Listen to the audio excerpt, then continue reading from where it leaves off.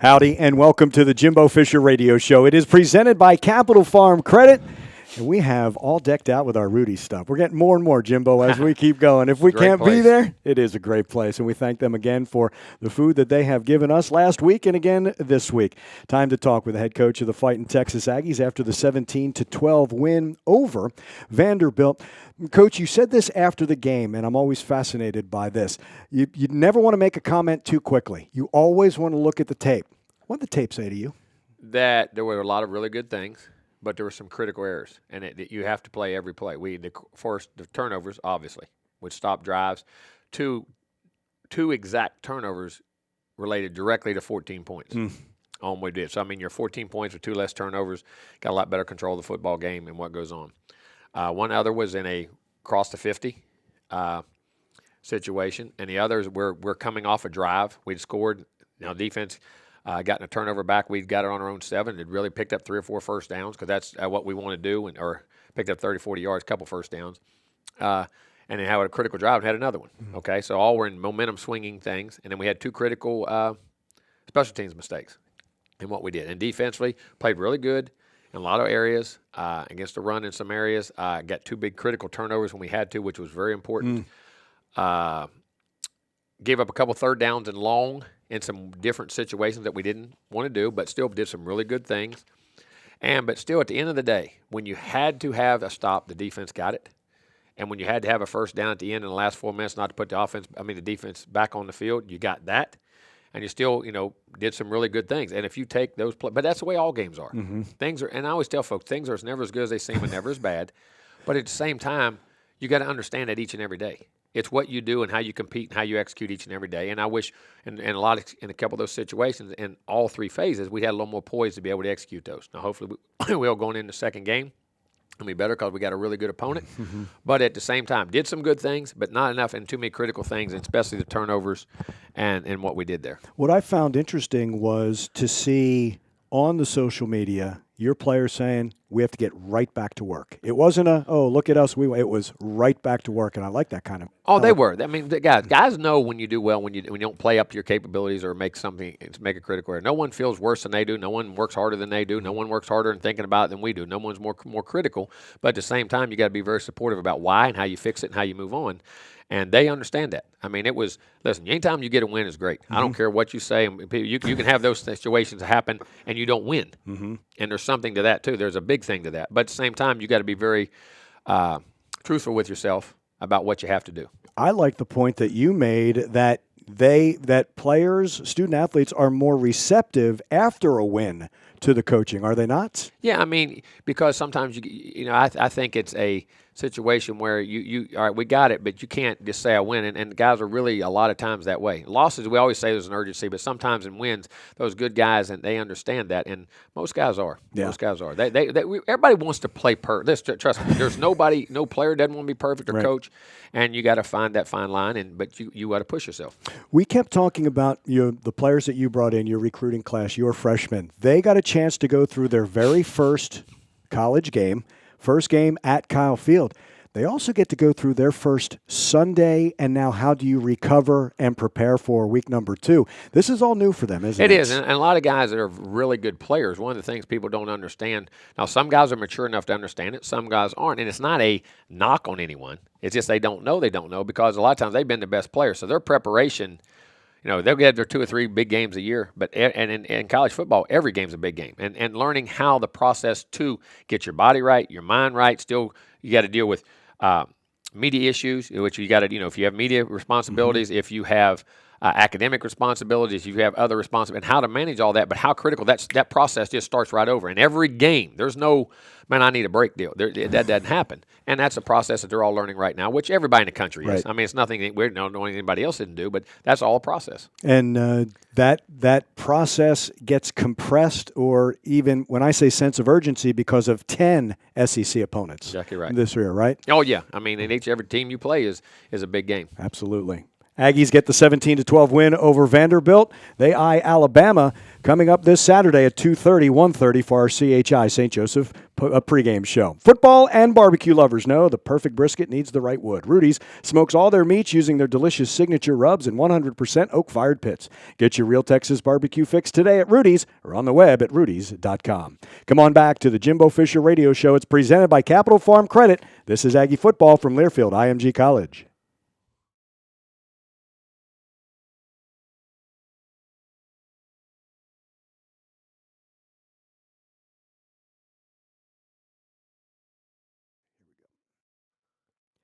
We continue with the Jimbo Fisher Radio Show. It's presented by Capital Farm Credit. Aggies with the 17-12 win over Vanderbilt, now 1-0 this season. Going back to Vanderbilt, Coach, you mentioned the number of plays by the Aggies and the number of possessions by the Aggies. They were fewer than you wanted, weren't they? Yeah, we got to do a better job on third down in the first half of converting on offense. Taking care of the ball cures a lot of that too. Mm-hmm.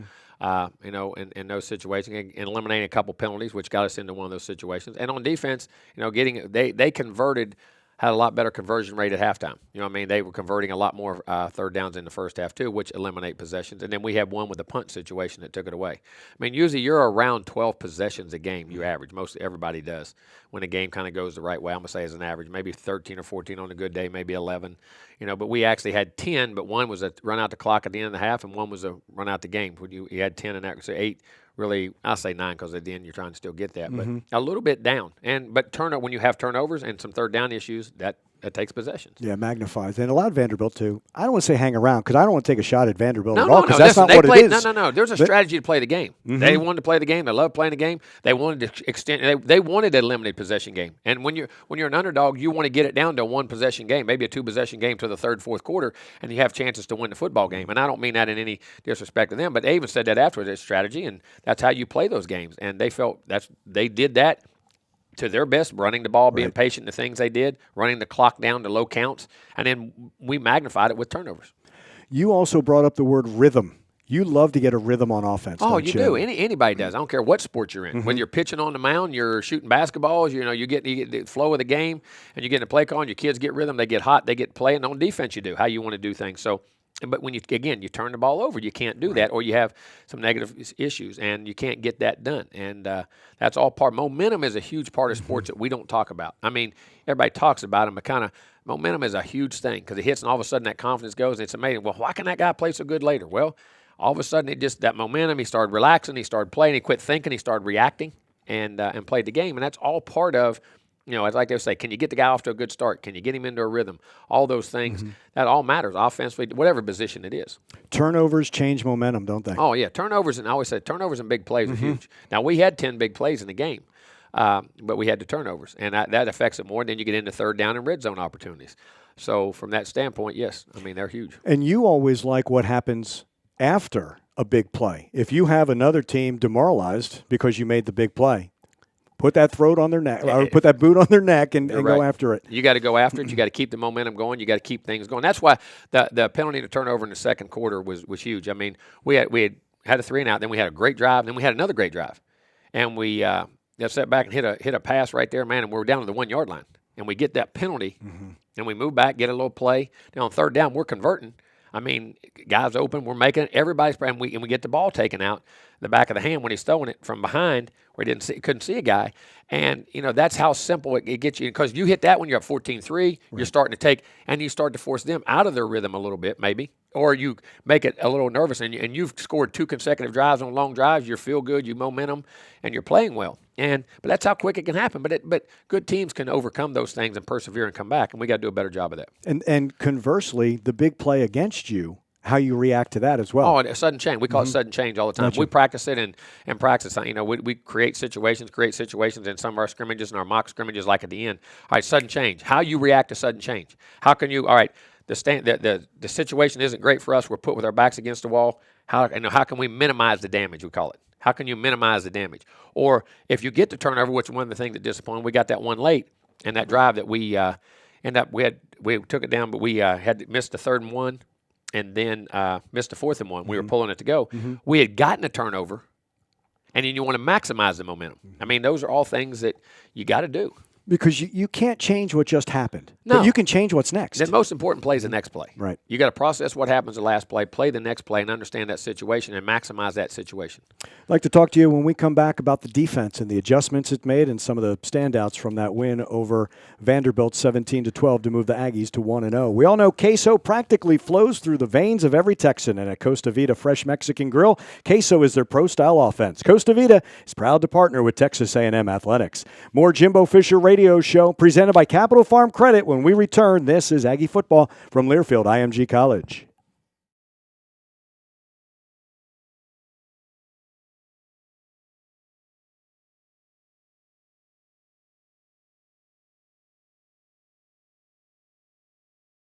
Texas Farm Bureau Insurance wants to provide a suite for 16, and that's for the Ole Miss game on November 21st.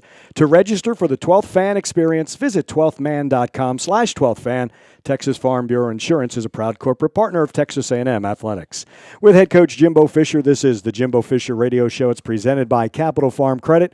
We're still wrapping up the 17-12 win over Vanderbilt on Saturday at Kyle Field, and this defense by the Aggies, a couple of interceptions, but the adjustment from the first half to the second half, this defense was really as advertised. I was excited to see how this defense was. I was really pleased to see what they did. We made some good adjustments. We got a couple turnovers in the second half. They got to one drive. They had one drive, got the turnover, we moved it, and then the sudden change from about the 50, they got to score. They had one drive there. They got 3 third downs converted in. But other than that, we played the run really well, played physical, did things we had to do, got those big stops when we had to make them. And there was another play, and there was a critical sack. If you remember, not only Mike Clemens is at the end of the game, which was extremely critical. There was one, they were down around the 20-yard line, and I believe it was McKinley Jackson, our young freshman. But Mike was in there, Leal was in there, all those guys, and that big young freshman to come in there and make a play in his first game, that impactful was big, and got him back out of scoring range and kept that out, and man, that was huge. I always like when defensive linemen end up having a party in the backfield, right? When they all get together. You talked McKinley Jackson, Jimbo. Again, I know I said this to you last year about a Damani Richardson. It's just he looks like he belongs, and that's exciting to see. It does. That. A lot of those guys got that look early, and there's some guys still that you're going to see, I think, here in the near future, offensively and defensively, that I think are the same way. Just wasn't the right situation at the time. But again, those classes, those last 2 classes right there, there's a lot of really, really good football. Not that there ain't on our team, but right. I mean, these are guys we had full time to recruit a full season with. And there's some really good young football players on this team that keep developing. They're going to be really good. How about a guy like Michael Clemens, Jimbo? Not just the play on the field, but now his ripple effect as a leader on this team. He has had just his whole presence, his poise, his command for our team, his influence on our football team. He has had a tremendous camp, has done a tremendous job as a player, and everything he gets he deserves because he is working extremely hard for it with a tremendous attitude and demeanor. He was really, I know there were some folks, some of the media wanted to talk to him last year, and his approach was, I haven't done anything. I was injured. I'll talk after I've done something. And he felt he didn't do anything. I thought the Texas Bowl capped a really good year as he kept getting better. And while we're watching one of the scrimmages, Dave Elmendorf, my partner, he noticed that it was Michael. Everybody was around him, and he was that vocal leader. And I love when Dave brings up things like that. He said that's a great sign for a young man. Listen, he's been that way the whole camp. Mm-hmm. He's been that way not just with our defensive side, with our team. He has done a tremendous job of that. You have him doing that, and the other thing he said yesterday when he met with the media on the Zoom media call, he goes, "Oh, DeMarvin Leal, that's my guy." So when that's his guy, he loves playing with Marv. And I'm telling you, DeMarvin Leal, I'm so excited what is not just the present, but also that future. But he's an impact defensive player. He really is, and the multiplicity of where he can play inside or outside and can rush and play the run, and a very natural football player, and also a very vocal leader on our team. Inside, outside, that versatility really can do wonders for you, can't it? Well, it is today, especially in today's game, because today's game is such a specialist game. Mm-hmm. I mean, and then you get 2 or 3 players in one. I mean, because of what you can do, and it allows you to use other players on your team.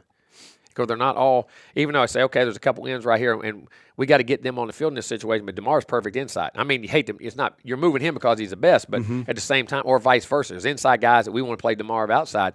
I mean, that versatility allows you a lot more versatility within what you do on your football team. Exciting to have Marv inside with Clemens, Johnson, Jeremiah Martin. Like you are able to have all those guys on the field. Yeah, you can have different packages and rush packages and more ends or tackle, whatever you need to do. Yeah, that's really fun to watch. And again, back to my partner who was even though he was a safety, he says when that defensive line is disruptive, you don't know how much that helps the back end of a defense. And look, I know he played with great Rams. You know what I mean? He had the fearsome foursome. But he said, I'd love to tell you that I was a better safety. He said, but that defensive line made me a better safety. The guys up front on defense make all linebackers and all defensive backs great. Well, it's no different than when you have a great offensive line. All of a sudden, the skill is now allowed to function. It's allowed to, your quarterback has great protection. He's allowed a pocket to throw in. His decision, he doesn't become as affected by rush after multiple hits. Your routes have more time to get open. They have more times to do. I mean, listen, we love the ball. Everybody wants to watch the ball. That's what the game's about. But who wins has a lot to do with the guys that you're not seeing the ball around. The offense and defensive lines that allow everybody else to function. You have to have that, and especially in this league. That plays off why you say why. Why did that happen? Because he got protection. Exactly. Or because it's like you'll often get skill guys that are blamed for something happened up front. Or you'll get skill guys rewarded for something that, wait a minute now, that was good, but do you see how long we got to throw it? Or did you see how long he had to cover? I mean, or that backer's making plays, but do you see that defensive tackle ate two and a half guys up? I mean, on a block. I mean, the reasons for why things happen aren't as obvious as we think they are, and that's to understand. But those guys up front, man, are critical. That's the beauty of watching that tape, right? Exactly right. And you can't make a judgment before you see that thing, or you see it through their eyes. And I always try to see it through the end zone camera. I mean, that's even before you grade a quarterback or a lot of guys, it's not the side view. What you see on the side view sometimes can be very deceiving compared to what the guy's line of vision is from. And yet, that's your 60-minute view. Is that side vision, right? Yeah, well, it is as a thing, but we also have an end zone camera the same way too. No, but I'm saying like for you as a coach. Oh yeah. You as a quarterback, you always had that view. And that's why up top you can see things, that's why you always got to ask the players. No, coach, there was two guys with a hand. There was two guys here. There was three guys here. That's why I had to shuffle. Or I couldn't see and on defense I couldn't. Whatever it may be, you still have to make sure you're gathering their information with it too. I was just going to say you get a chance to see it through their eyes with those cameras. That's the only way you can correct. Yeah. He's Jimbo Fisher, head coach of the Fighting Texas Aggies, who are 1-0 after their 17-12 win over Vanderbilt. Much more Jimbo Fisher Radio Show, presented by Capital Farm Credit. When we return, this is Aggie Football from Learfield IMG College.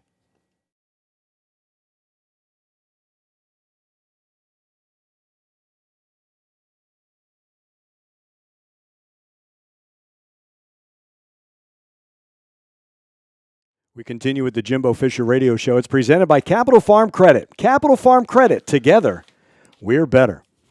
With Jimbo Fisher, I'm Andrew Monaco. Glad that you have stayed with us all along the network. A phrase that you said earlier in camp that I'd like to get a little more from you.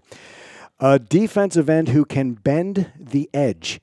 That's one of the changes in football, that defensive ends, there's almost like a basketball hybrid athletic. That guy who can bend the edge, how advantageous is that, Well, Coach? because the ability to go speed to power and to rush and be at the same speed and change your level of your body surface to where they got to block. And then big guys have a hard time getting down. You know what I mean? You have some of your harder tackles, and then you create leverage points you can run by, or you can underlift and create power and create, because football's a low to high game. And the lower you can get to the ground and keeping your speed and maintaining your power is the name of the game. I look at that like the body is almost, I guess it's a combination, not just ends, but whatever another team may use as the terminology, the jack linebacker, like that linebacker who's almost a hybrid also. But it is those legs, right? They've got to have that power in those legs, legs don't and they? hips. Listen, ankle flexibility and hip flexibility. Your lower body flexibility, the great football players all have great lower body flexibility. Now, that's not 100% true. There's some guys that can have that and still play great. But, man, when you have it, it gives you such speed, power, leverage, and the ability to do so many things in a tighter area. You don't, as I say, you have better power steering. You can turn that corner tight. I mean, a turn radius. It's just like a car. How does that car handle compared to a sports car or sometimes a big bulky truck? How can that turn make, or how can you get it into a parking space? I mean, to put it in layman's terms for normal people. And sometimes there's ones you can whip in there, and when you have those guys that have size that have that ability, they become terrors and almost unblockable. When you have to go up against something like that, I'm going to say put your offensive Cap one, you have to make sure that that person is blocked, right? And that may not be just, you're hoping it's just one. Well, yeah, I mean, there's a thing that says there's an X and an O, okay? But then you got Jimmys and Joes. In other words, that Joe and Jimmy are different than the normal X and O. So you may have to put two guys on him. That's why the H-back was invented in football for Lawrence Taylor. I mean, to say put a back on him, put a lineman on him, one was too slow, one was too little. So you had to chip him, bump him. There's things you have to do and that evolve. I'm using that for an example, but I mean that's the key in getting enough of those guys and knowing where your problems are. And then on the defensive side, it's so disruptive, right? You can Lord. just leads up to just what you were saying in the last segment. Just leads so much more success for everybody else. Well, listen, here's what we talk about: turnovers. You affect drives, 2 penalties, 3 negative plays, and those guys can create negative plays and set you behind the sticks. Now it's second long, just like us going from first and 1 on the 1 to second and 15 or 20 or second and 18, then you get 5 or 6 of it back to makeable third down, and because you're in that situation because of something that happened before. You know what I'm saying? I mean, so those players who can create the negative plays, not only the turnovers and negative plays, their value. That's the key of the game, and you're setting the offense behind the sticks. That's head coach Jimbo Fisher. The Fighting Texas Aggies 1-0 after the win over Vanderbilt. Now an eye on Alabama, and we'll get to that when we return to the Jimbo Fisher Radio Show presented by Capital Farm Credit. Stay with us. This is Aggie Football from Learfield, IMG College.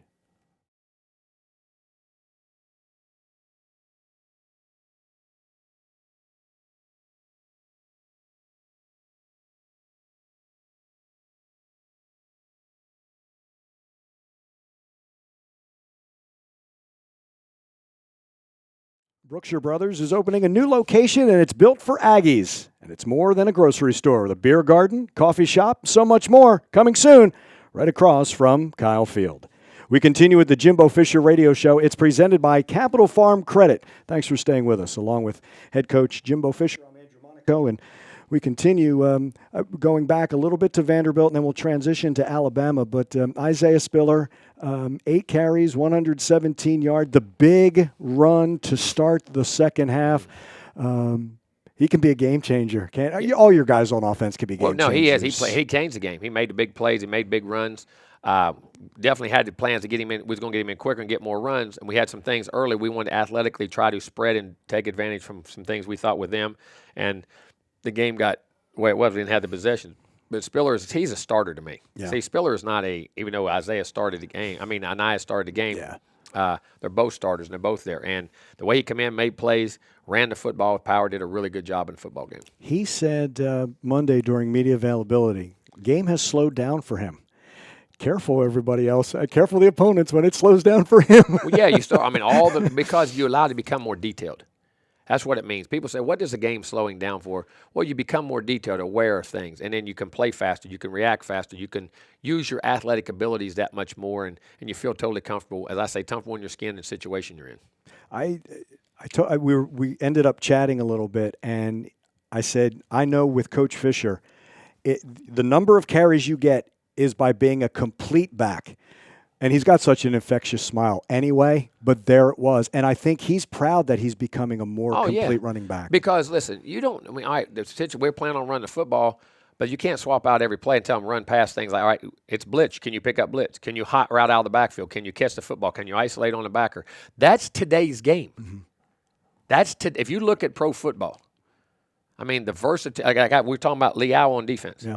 The backs that can pass block, that can catch the ball, that can run inside, that can run outside, that can go out of the backfield and do. You can't just have one set because to an NFL team, I'm just saying that for an example, you don't have the worth because I say they have less players than we do, and you can't just be.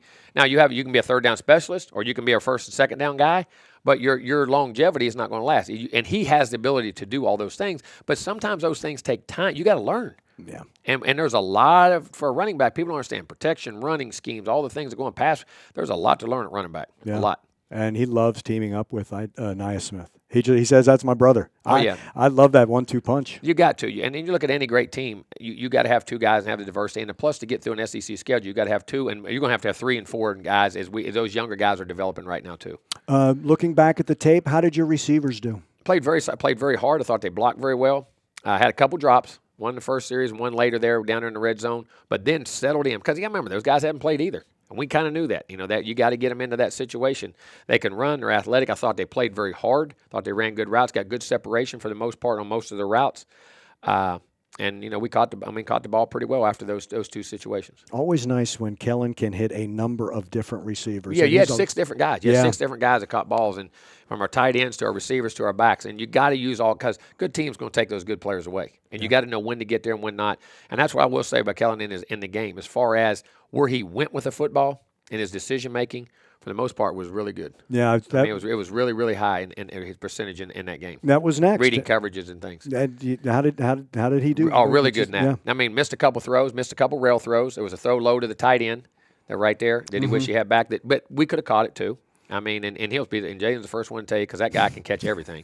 He can be a really good, and but. And of course, had a couple turnovers. But as far as not blowing them off, but we knew we had the turnovers, but. With the fumble there, and then we had a read, which is really both. And both of that, some of that came from penetration we got on the 4th and 1, because the back's trying to clamp it and he's trying to pull it. Yeah. And if we could have. So, but those are things you all got to. I'll say this. Here's what people understand. The great quarterbacks, they have a big eraser in their pocket. People, and they erase the great ones. You don't, when that game, so they erase so many other people's mistakes, and people never notice the other person. And he always knows the quarterback because he's got the ball. And that goes with, you can have 90 plays in the game. 87 of them are perfect. If you have 3 major ones that are wrong, that costs you the football. That's just the nature of touching the ball every time. That's why those guys in pro football get $30, $40 million a day. Right. They're good ones. Right. And the other guys don't. And that's what people expect. And that's that's got to happen. And that's why I look more, and Jimbo, you're the one who kind of clued me in on this, is when Kellen misses a throw, and I don't mean that negative. Either he'll throw it away, can't be intercepted, live to play another day. There were a couple of those. It's like, you know what, live to play another day. Then you get the first down and the drive continues, as opposed to, I think, a younger Kellen forces a throw. Yeah, you always do. And my term for those guys, you have to play aggressively intelligent. Because you can say, hey, don't make a mistake. Well, you don't make any plays. And then all of a sudden, you can't play. He hadn't turned it over. Well, what's the production? You know what I'm saying? And we have to get better in those situations, and we got to play with aggressive intelligence is how you got to play the game. Alabama is up next for the Fighting Texas Aggies. That will be Saturday at 2:30, 1:30 for our pregame show. We have more of the Jimbo Fisher Radio Show. It's presented by Capital Farm Credit. Stay with us. This is Aggie Football from Learfield IMG College.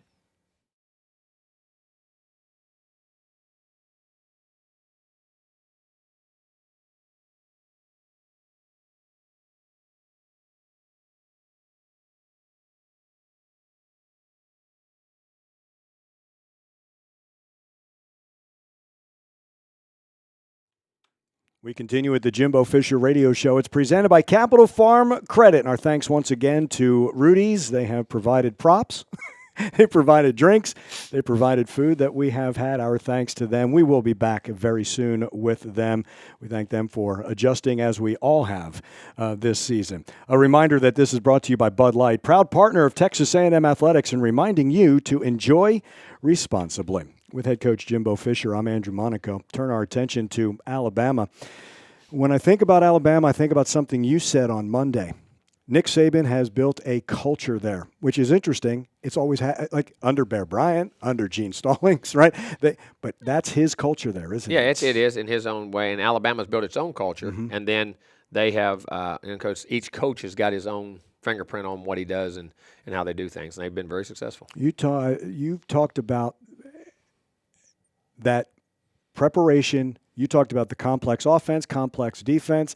He makes it hard on his athletes Monday through Friday, correct? You've been through it, right? You're the one who challenged him anyway when you were an assistant, right? Well, philosophy-wise, you always got to. Your practice has got to be much harder than your games. Yeah. When you get to the game time, that grind of practice of day in, day out, how do you think you get through the tough games? You don't win because you want to. You win because you train to. And you got to have a grind to you. You got to have a relentlessness to you. And there's going to be tough situations. You're going to get pushed. You're going to be challenged. You're going to be hot. You're going to be tired. You're going to be sore. You're going to be beaten up. But that's what football. That's why our country loves football. We love gladiator sports. And the stronger the gladiator. We say but at the same time, that's what it is. And it takes a mental and physical toughness that's different than every other sport to be. And then at the same time, it's the greatest team sport. Right. So individually, you have to be great so your team can be great. And you got to count on every guy. Everybody's your brother. You got to count on every brother beside you to make sure that you are they're doing their job and you're doing your job for them. And it's not cliches. That's how you go back to the mistakes in our game. You got 9, 10 guys, perfect. One guy's off, 2 guys are off, things don't work. Right. And why and who that was. And that's sports, and I know that's the facts of life. And you got to be in that situation, and you got to grind, you got to work, and you create habits, you create practice habits and game habits and personal habits, and you don't even know it by what you do on a daily basis. You always stress 3 phases. Alabama's made that something really special, all 3 phases of the game, haven't they? Yeah, and you get dynamic people to recruit to those positions and what you did. And hopefully that's what we're starting to do in our return game, getting dynamic returners. Now, we got to clean that up. Like I said, sometimes they try to be too dynamic, but we got to be, but the experience and things like that happen. I remember the fastest kid we ever had one time at LSU took a knee on the half-yard line on a kickoff. I remember that one time we were there. But I got to complain about that. I said, yeah, because he was over special teams. But no, but you got it. And when you recruit good classes, the speeds on your special teams increase. The athletes on your special teams increase. The size on your special teams. And you control field position and you do things and with your kickers and punters and all that. And then offense, defense, so you do your job. You talk about certain guys, you want to have the ball in their hands as often as possible. And you can do that on special teams. You do. Correct? I mean, who can touch you? That's the guy that get the ball in the greatest space. That's why going against Waddle this week is a very tough task. We got to make sure how we cover, where we kick the ball, way we kick the ball. Everything, because anytime that guy touches the ball, the game can change, and you have to be totally prepared for that. We'll talk more about the Aggies in Alabama when we return to the Jimbo Fisher Radio Show. It's presented by Capital Farm Credit. This is Aggie Football from Learfield IMG College.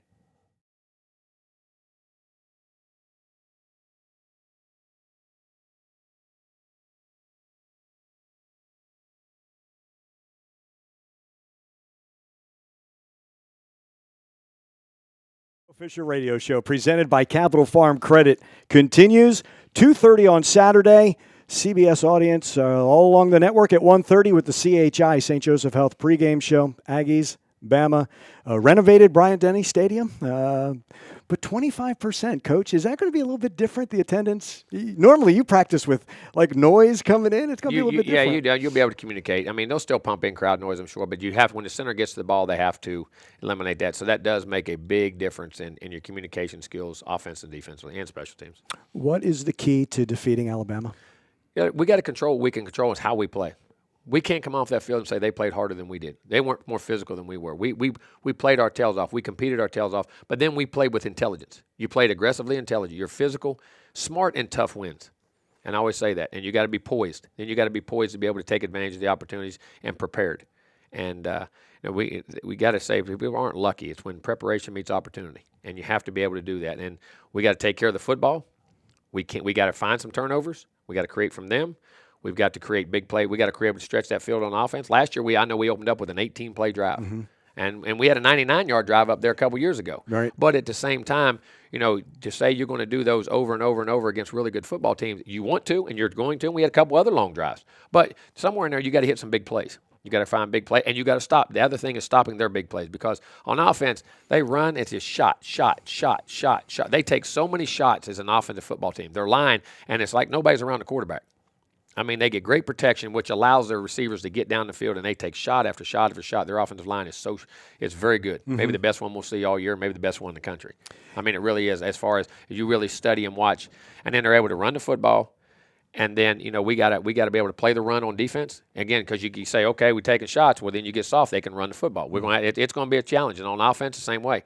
We got to stay ahead of the sticks, eliminate the negative plays, eliminate self-inflicted wounds with penalties, take care of the football, and stay aggressive in the play calls and what we do. You want to play to your identity, correct? You do, and that's what any identity is, to play, and that's the way we want to be. Physically, we want to be the most physical team that is skilled in being able to execute the things we need to do. We got to play physicals in line of scrimmage and tackle and run and block, but then you still have to be skilled to create the plays, because today's game is an explosive game, and we got to create more plays, more third down conversions, got to stop third downs, and in the red zone, we got to capitalize on the opportunities when we're down there, and we got to stop them. I pointed to you when you said tackle. if you can make that initial tackle, Alabama can kill you with yards after a missed tackle. Oh, yeah, any good team, man. You got skill guys. It's yards. They can make a guy miss after contact, whatever it may be. And that's what we got to do a good job of, too, of catching that football, making a guy miss, and that's a responsibility of skill players. I was asked by someone from Alabama, what do you have to stop? What do the Aggies have to stop? And it reminded me of when the media asks you about, is this more important or that's more important? And you always answer, yes. You have to be focused the entire 60 minutes, don't you? You do. And you may have to, by the situations, pick and choose understand what the priority of the call is. See, when you call a play on offense, you call a play on defense. What is the priority of the call by the situation, down, distance, time on the clock?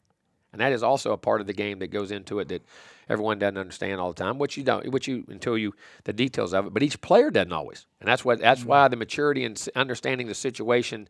You understand? He's got to handle that situation better, because something in the first quarter doesn't mean something the same in the middle of the fourth quarter, based off the score of the game, field position, clock, time management, all those types of things, and that's very important.